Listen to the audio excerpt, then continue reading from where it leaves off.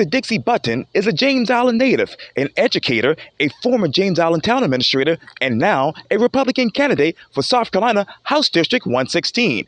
She talks to me about the issues in House District 116 for this edition of Quintin's Close-Ups. And if you haven't already, subscribe to my YouTube channel and like Quintin's Close-Ups on Facebook. Dr. Dixie Button, welcome to Quintin's Close-Ups. Oh, thank you. Thank you for having me. I appreciate it. Oh, you're very... Oh, likewise, virtually here. I know that you are the mother of 3 children. You're a physical conservative, pro-conservation. You have worked as an associate professor in economics and marketing. And of course, you were a town administrator for town of James Island for many, many years. Now you're a Republican candidate for House District 116, which, covers most of the, areas down there in Ravenel and Hollywood and beyond. Mm-hmm. With all that experience, Dr. Button, why South Carolina House District 116? Why now? Well, because of all that experience, I suppose. Why now? I've always been interested in what's going on, and I always have paid attention. And this is my home. I grew up here. I was born here, Roper Hospital, 4th floor, or so I'm told, way back when. And my children I was a single mother for years and years and years and years. And my children are all grown and out of the house now. So this is like the perfect time. And I grew up on James Island. I live on... Technically, it's Johns Island, but physically, it's really the West Ashley side of the Limehouse Bridge. So, right. East Ashley, Johns Island, I don't know. That's where I live. I spent summers down at Edisto, and it's just like, this is my home. And I see things happening, and I'm thinking, there's got to be a better way. We're so far low in the rankings on just about any ranking of anything that they rank states with so much, from education to environmental concerns to health and wellness, and we can do better. And instead of complaining, and you hear people complain all the time. So I figure instead of complaining, it's time to step up. So I'm stepping up. So short answer. Yeah, and what exactly is the quality of life in House District 116? Actually, I'm glad you brought that up. Having grown up here, granted, I left for many years because my husband was in the military, and then I came back and everything. But I can see the quality of life is good. It could be improved. Everything could be better. We could all lose a few pounds, or we could all eat better or make better choices and that sort of thing. But my main concern, well, not main concern, I have a lot of concerns, but one is I grew up on James Island, and I saw what overdevelopment and planning did not do for James Island.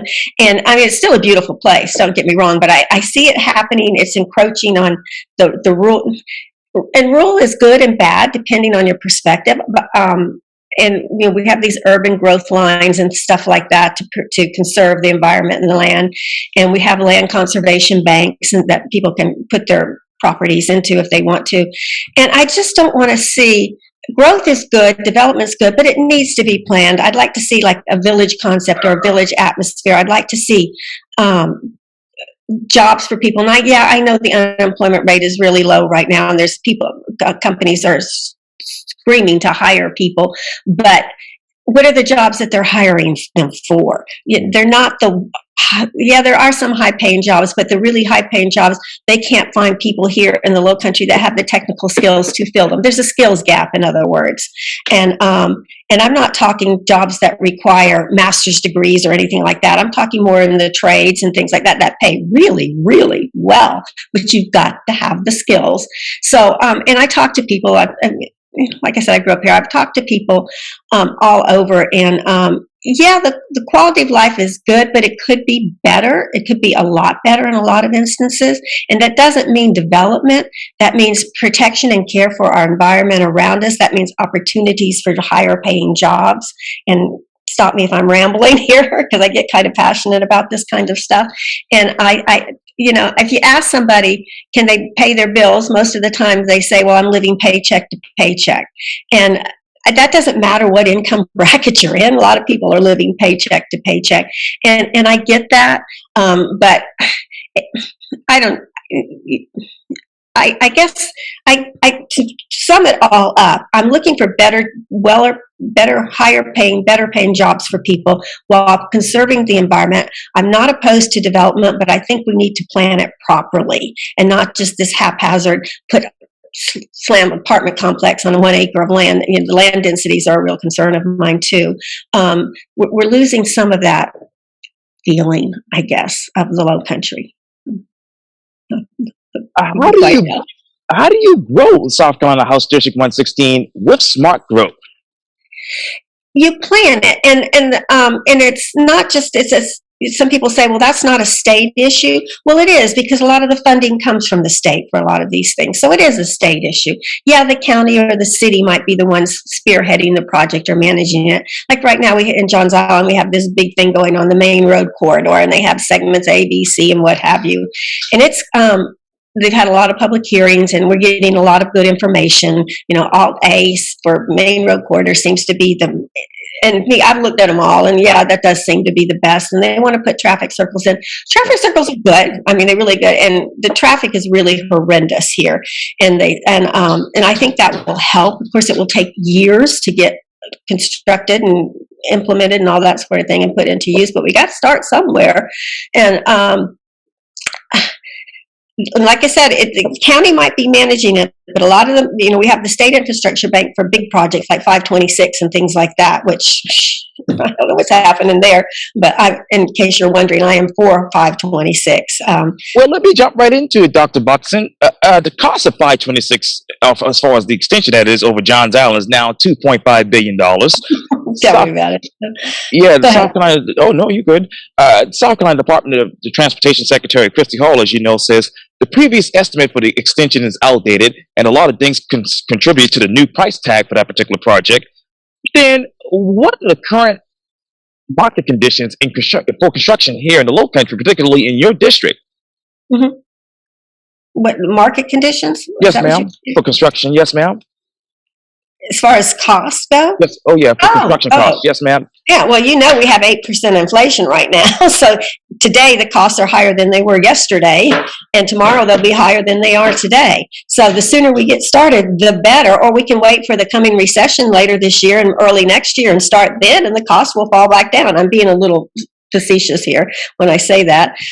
This should have been started years and years ago. We had the funding at one point in time, and county council reversed themselves and voted, 15 years ago, 20 years ago, 10 years ago. I don't even remember when. I can picture it in my mind when it happened, but I can't pull up the date. Reversed themselves as far as going ahead and funding it. So of course the cost has gone up. The cost of everything has gone up. I'm sure you go to the grocery store. So if the cost of food, and I have pets, so their dog food is going up. So construction costs are going through the roof. Go buy a piece of lumber at Lowe's or Home Depot and see what it costs. So like I said, I don't think it's going to start tomorrow. I think eventually, it'll be like the James Island Connector. It took 45 years to get done. So I remember those days. And I hope it doesn't take another 20, which would make it about 45 years for the 526 to get completed. But we need to get rolling on that. Finding the money.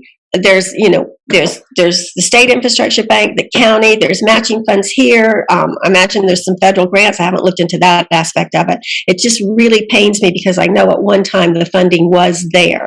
So it's not, the price tag is not going to come down even if we do have a recession like a lot of people are. And it might come down a little bit if we have a recession, but I'd rather not have the recession and find the funding someplace else.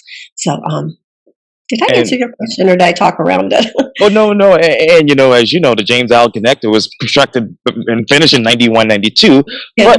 But what real estate costs are actually, what real estate costs for the alignment of this project would be ideal? I'm sorry, I didn't understand the question. Yeah, what are the real estate costs for the alignment of this particular project, 526? Real estate costs for the alignment of 526? Yes, ma'am. You mean like purchasing of the land and all? Yeah, you can talk about that as well. I'm not sure what you're asking. I'm sorry. I believe the county or the state has the easements already for where it's going to go. I'm not sure I'm following you. No worries, but let me ask you this then. What preliminary work do you expect before this project is actually shovel ready? Oh, I got you. Okay. Yeah. Well, I imagine that they're going to have to redo a lot of the permitting. going across wetlands and that sort of thing, and they're going to probably have to have other public hearings because everything that they've done, they're just going to have to redo everything. And the alternatives that they had back in the past, I think it was alternative H. Oh, yes. Was that the one? Yeah, Right. that seemed like the most feasible or the one that they had settled on. I'm not sure that they'll have to have public hearings again on that, but I do know they're probably going to have to upgrade their wetlands mitigation plans and stuff like that, and before they proceed. And the environmental laws have changed a little bit. It's not just, okay, here's the money, get started. No, they got to go back through all this permitting process with the Corps of Engineers and DNR, all that kind of stuff. So I'm just very concerned about it. But And as you know, a lot of people are concerned about, obviously the wetlands and other things. What will be the environmental impacts when 526 is actually done, too? Yeah, I'm not sure that, okay, we have environmental impact now. We have pollution and things like that with cars. I mean, I live right off of Main Road, a road off of Main Road, and I see the traffic is bumper to bumper, and it's just, they sit there waiting for the lights to change. Down River Road, they sit there waiting for the lights to change, and that's not helping. It's adding pollutants into the air and things like that. Now, when you build like 526, it's sort of like a collection of bridges when it goes across wetlands. I mean, it's not flat on the ground the whole time. And you're going to have runoff from rains that are going to take oils and gasolines that naturally accumulate on a bridge. It's going to run off into the wetlands. So the impact is not going to be good. But that's one of the studies that they did in the past to see how it would impact it, what they can do to mitigate it. And they're going to have to redo all that sort of things again, just to see what's going to happen. So and whether on one hand is the environmental impact from the cars stalling in traffic, backed up in traffic, worse than runoff from a bridge or a road, where cars are traveling across at a faster speed. I don't know. I'm not an environmental engineer, so I don't understand that. But I can read a report and understand it. So. Sure. Now, you talk about roads and bridges, Dr. Button. Let me ask you this. And they're constructing that already, but how many more flyovers would be ideal for that area until 526 is actually ready and completed? How many more? I don't know. There's I think they're starting one now, right? And everybody's looking at everybody and saying, well, that lane that the one up here are you talking about towards Maine and Savannah Highway? Right. Yeah. Okay. Yeah. I have not read the engineering report, but it's kind of like it's going to go over Savannah Highway. So the people that are going straight, like towards Ravenel, right, can just keep going. Well, they can keep going now. That lane is not the problem. The problem is the turn lane onto from Savannah onto Main Road that backs up for a mile at least in the afternoon, starting at about 3:30. So it's not like just rush hour traffic. It starts really early in the day. So I mean, it will probably help those. It will help people going towards Ravenel and that. But that, like I said, that's not a big, huge traffic problem at the moment. It's just that they happen to be in the wrong lane, then they have a problem. But then they soon figure it out and they get over into the right-hand lane, and they're not how to back up. But I'm sure there's been some traffic studies done on it that said that this is the way to go. So I'm going to believe the experts and say this is the way to go. Now, Dr. Button, let me ask you, well, man, how many of those turn lanes actually need to be modified right now to solve some of those traffic issues? I don't know that you can modify them until you widen the road, because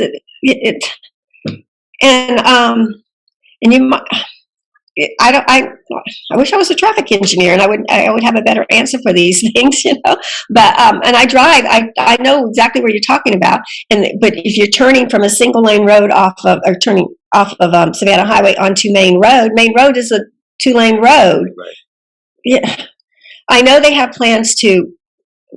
I went to all the a couple of the public hearings for the Main Road corridor to divert part of the road down, kind of like where Old Charleston Road is, and widen that. And I think that's a great idea personally, for people that are turning right onto Savannah Highway. But the issue is people coming off of Savannah Highway, turning left onto Main Road, or coming from Main Road towards Savannah Highway, going straight or turning left, primarily turning left towards Ravenel.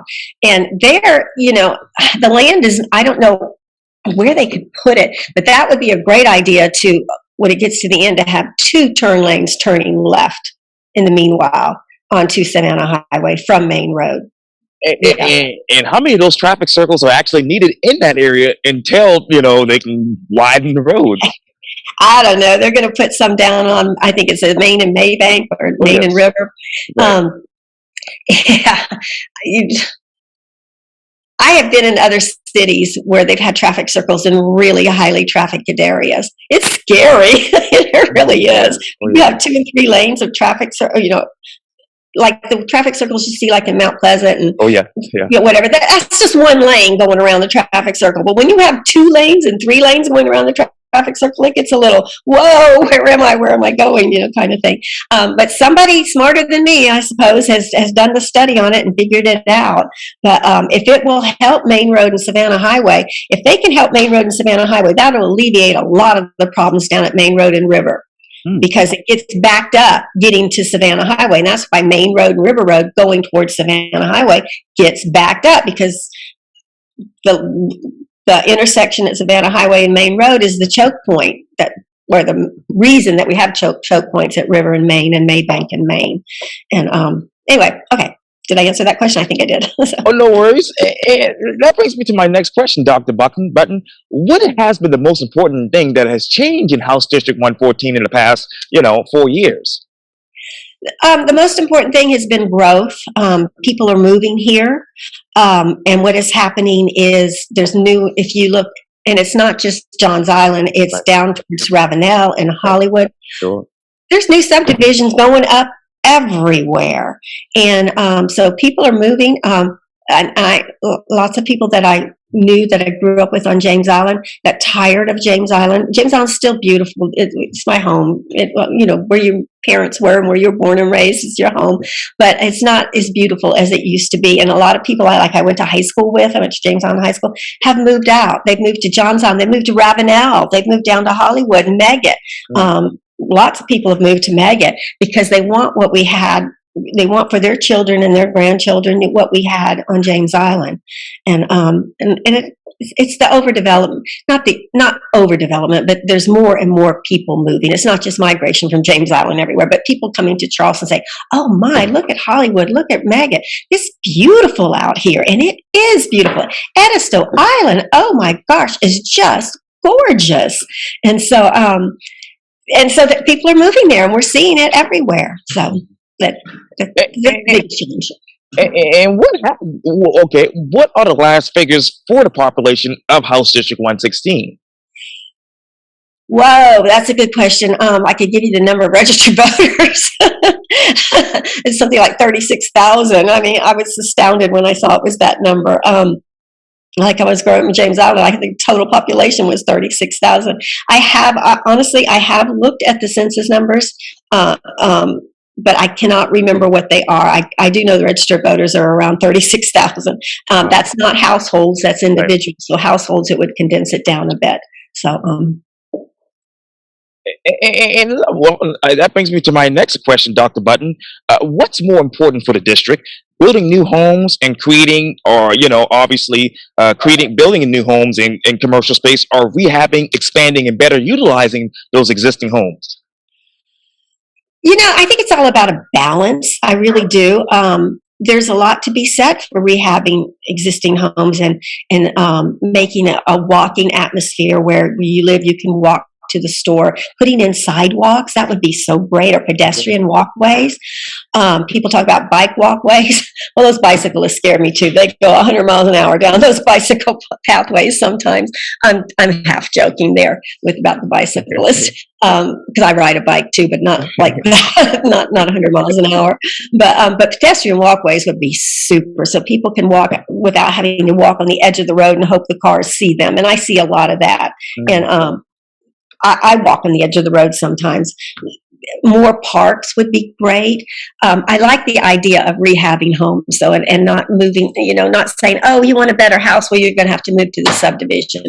No, I don't think so. If you lived in a house for years and years and years, there should be there's probably grants out there, but especially like low interest loans and things like that to help people that want to rehab their homes. We need more of that. We really do. We need more of that. People need to be able to stay on raising their chickens on their couple of acres of land and have a house that doesn't leak, that sort of thing, and then be able to walk to the store or what have you.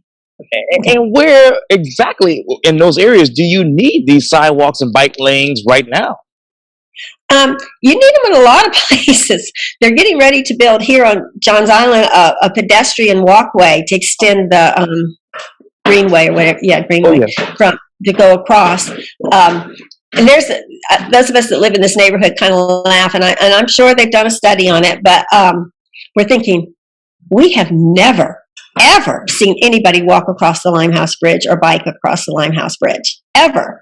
Not to say that they don't, and there's plenty of room. It's not like the North Bridge where there's no place to walk or what have you. There's plenty of room up there, but I guess it's one of those things, build it and they will come, And we're thinking, well, where are you going to go when you get on the other side, no matter which side you start on? There's nothing there at the foot of the Limehouse Bridge but homes. I mean, there's a boat landing on one side, but you're not going to walk to a boat landing. So that's a really good question. I would like to see some sidewalks maybe down the more heavily trafficked roads like Main Road. There's a lot of homes on Main Road. It's not commercial. I mean, there are some commercial buildings, but it's more homes. And then down 162. I don't know about 165. I don't know how heavy the traffic is down there. And then the road leading to, I get my highway roads mixed up. Where's 162 goes to Hollywood, and then 165, and then towards Adams Run and all that.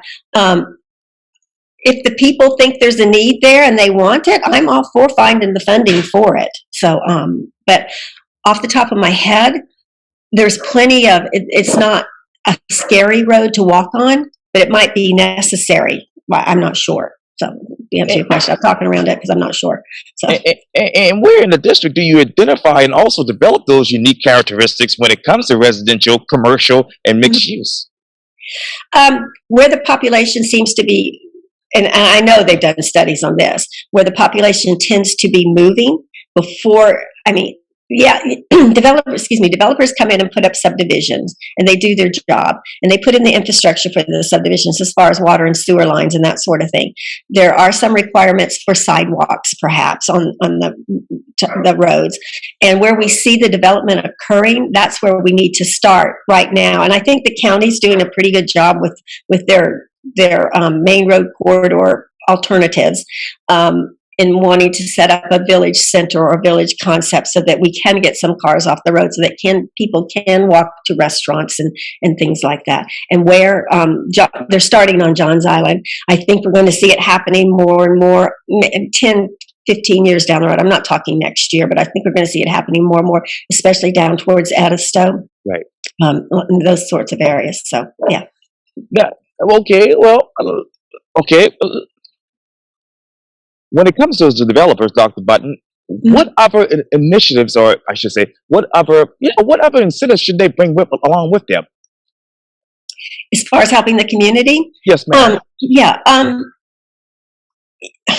They actually do quite a bit. I'm thinking back to the old days when they could just come in and clear cut a couple of acres of land, take out all the grand oak trees, or any kind of grand tree, big tree, take them all out and just plop some houses on. They can't do that anymore. Well, they sort of can. They take out the big trees, but then they have to plant trees to replace them right now. Granted, to me, a 3-month-old sapling is not the same as a 26-inch grand oak tree or something like that. But there are some requirements that in the past there weren't. I do believe they have to put in the water and sewer for the, they can't charge the homeowners impact fees for that. They have to do all that. Some places they do have to put in sidewalks leading up a certain number of feet to the subdivisions. And if they are impacting wetlands, we have what's it called, wetlands mitigation bank or Right. wetlands bank. Yeah. And so if they impact it in that way, then they have to save something somewhere else. So it kind of is like cap and trade, type of deal. So a lot's being done. The thing that stresses me the most is the trees, because it takes a long time to grow a grand oak tree, but they do have to replace them sort of, and they will grow. I know developers can't, if you're not, they've raised the densities, the housing densities on a piece of land. So that's the problem. They can't save the trees if they're allowed to put 4 houses on an acre where the tree's going to go. So they have to come and plant new back trees. But if the densities weren't quite so high, then they could put houses and have the big trees around the houses. Yeah, it would cost the developer more, but I kind of think they could get more money for the house too. But then there's pros and cons everywhere you look, because that would, some people would not be able to afford those homes if they cost too much. So where do you draw the line? Where's the balance? Right? I'm not sure. Yeah, we need to work on that. And what's the current density in House District 116? It varies whether it's in the city or the county. And that's what happened on James Island, and I see some of it happening on Johns Island, not so much down at Edisto. They have a pretty good land use plan down there, and for people to do something. It's kind of like, I'm not sure if you're familiar with Wadmalaw's land use plan, but it's pretty strong. I remember, I think it was back in the 80s or something when they first drafted that, and they fought the good fight all along, and they're winning. And Edisto has something similar. So the densities, like I said, the city usually will allow higher densities than the county, and lots of times developers will put their land into the city to be able to have higher densities. I'm not criticizing developers, because they provide a service, they provide housing for people, and their job is to make a profit. They want to make money. That's why they're not going to build homes and take a loss. So I see both sides of the picture, I guess. My side is, let's lower the densities just a little bit, maybe, so improve our quality, keep our quality of life good. And how should Charleston County create a dedicated funding stream for attainable housing development through zoning and other planning tools? How the county can, I don't think the county can do it by themselves. I think they're going to have to do it in partnership with the state, and maybe even the federal government. I'm not sure what kind of opportunities the federal government offers in terms of grants and things like that. The county is very, very good at applying for grants. It's a science. It really is. You can't just fill out the paperwork and send it in. You got to know what you're doing. If you've ever filled out a grant, you know. Yeah, you're shaking your head like you know what I'm talking about. It's a science. The county's very good at that sort of thing, but they can't. I don't think they can do it alone. And they have other things that they got to look at too. So we need to partner with the state. The county and the state need to partner, and we need to bring the federal government in if we have to. So, and what current public-private partnerships would you create? Obviously for this type of initiative, as far as attainable housing, affordable housing. I don't know. That's a really good question. When you say private partnerships out there, there's a lot of nonprofits out there that I think would be very interested. I have to ponder that one a bit, as far as to name exactly who would make a good partner with the county or the state as far as building affordable housing. We definitely need it, affordable housing.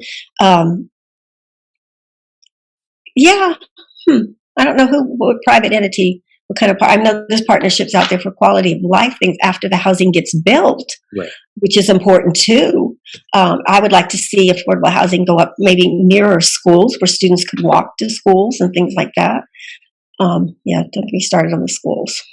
Let me bring you right to education. Let me ask you, what is the retention rate for teachers right now in House District 116? Geez, I don't know what the percentage is. The ones that stay Yes, as opposed to leave? I don't have that rate. Do you know what it is? Yes, it's actually public as well. Yes, Say ma'am. again? Yes, ma'am. It's public as well. But let me ask you, because I know I'm running out of time. Zoom is like giving me 2 minutes. Oh, okay. Should the teacher pay raise increase be an average of 5% over the next 2 years? I'm fine with teacher pay raises. I think teacher pay raises are a good thing. We need to pay our teachers more, our good teachers more. Not every teacher, just because they're in the classroom, is a good teacher. I'm all for merit raises. And I think 5% is, if you're spreading that out over a few years, that's not a lot. So I think it probably needs to be a little bit higher. Merit raises do. So, and starting pay needs to be raised also. Now, should that figure include an annual step increase on the teacher's salary schedule? Yeah, but it should be a merit increase. Okay. Yeah. And what strategies do you have to retain, obviously the qualified teachers in schools that have the high risk proportions or at-risk students? Teachers are asked to do a lot more than teach today. And we need to take some of that burden off of them. They're asked to be social workers, identifying at-risk students for different things. They're asked to be nurses sometimes, and they're just asked to do so much more than teach. And we need to get them back to teaching, and I am all for having nurses and social workers, in particular mental health people, in each and every school, including the elementary schools. We can start out with traveling mental health people and traveling nurses that go from school to school, and eventually have them in every single school, that the teacher in the classroom doesn't have to deal with that. They can refer a student to get them the help that they need, the resources that they need, without putting that responsibility on them. And what ideal funding, Dr. Button, would you propose in the State House for mental health? Dollar amount? I can't give you a dollar amount. I think it should be a recurring funding stream. Okay. I don't think it should be a one-off thing, because then what's going to happen next year or the year after? It needs to be recurring, and it needs to be understood that this is a priority. I think it's a priority. I mean, kids are under so much pressure now. And we're talking about teachers and what all they have to deal with. Well, look what the kids have to deal with now that we didn't have, or I didn't have to deal with when I was young. You're a lot younger than me, so maybe you had to deal with some of it. I don't know, but yeah, it needs to be a recurring funding stream. So. Oh, I graduated. Well, I left high school in 2004. So yeah. Okay, you're just youngin'. Yeah. And speaking of classes, small classes would raise student achievement by what percentage? I don't know how many small. Okay, I didn't say smaller classes, but I think that's really good. I think we see 20-something students in some of the classes right now, and yeah, I understand the funding needs. Public schools have it really tough, and if we lowered the number of students per teacher, we're talking elementary schools here, because high schools, they have different teachers all day long, different classes and that sort of thing. And the foundation is set in the elementary schools. And if we lowered the number of students per teacher, that would really take a lot of load off the teachers too. And they could spend more time with each student and understand each student better and get to know them better than they can in a class of 20 or 21. And also, if you have a good mix of students that are struggling and students that are maybe not struggling as much, students mature at different ages. So that doesn't mean the student that's struggling now isn't going to do well when they get to high school. They might, because they might mature at that point in time. They might catch up. And so it's easy to teach the students that catch on fast. It's not as easy to teach the students that are struggling. So and when it comes to class size, how small is small, and for how long? How long? Like forever. I'd like to see class sizes capped at 15, and I think that's a good balance. I mean, ideally, I'd like to see it at 10, but I know that's not reasonable. So I'd like to see them capped at 15. How much does it actually cost to reduce class size these days? It costs a lot, because if you think about it, you need more classrooms, you need more infrastructure, you need more computers, you don't need more computers because you could just move from one class to another. You need more teachers. The biggest costs are in the infrastructure, the classrooms themselves, and outfitting a classroom. It's not just an empty room, and then more teachers. So those would be the expenses.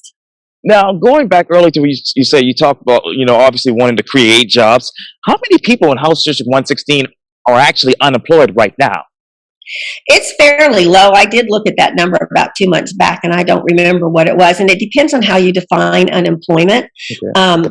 if you're not looking for a job, even if you don't have one, you're not considered unemployed by the statistics.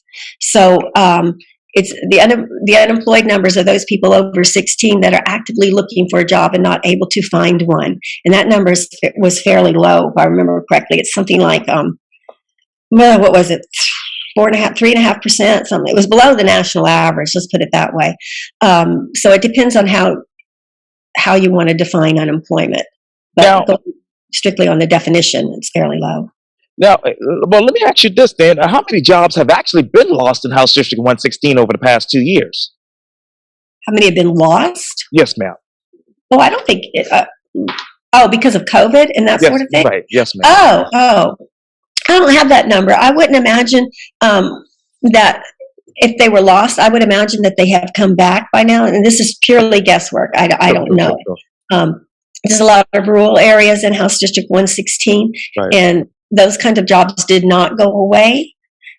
It's the people that had to commute to work that lost, a lot of people that lost those jobs, but they have come back. So, yeah. But I don't have Oh, no worries. And lastly, because I got less than a minute, this is probably a yes or no answer here, but should the state of South Carolina, since you're talking about rural areas in that particular district, should the state of South Carolina make internet a utility? Yes. Oh, definitely. Yes. Double yes. Well, I wish I could talk to you more, but if you win the primary, you're welcome to come back here on Quintin's Close-Ups. But for now, Dr. Dixie Button, thank you for your time, and again, welcome to Quintin's Close-Ups. Well, thank you very much. It's been an honor. I enjoyed your interview with Bill Sharp and a couple of other people. It's been great. I know you're going to edit some of this out. So Yes, sir. okay. Well, thank you very much. Thank you.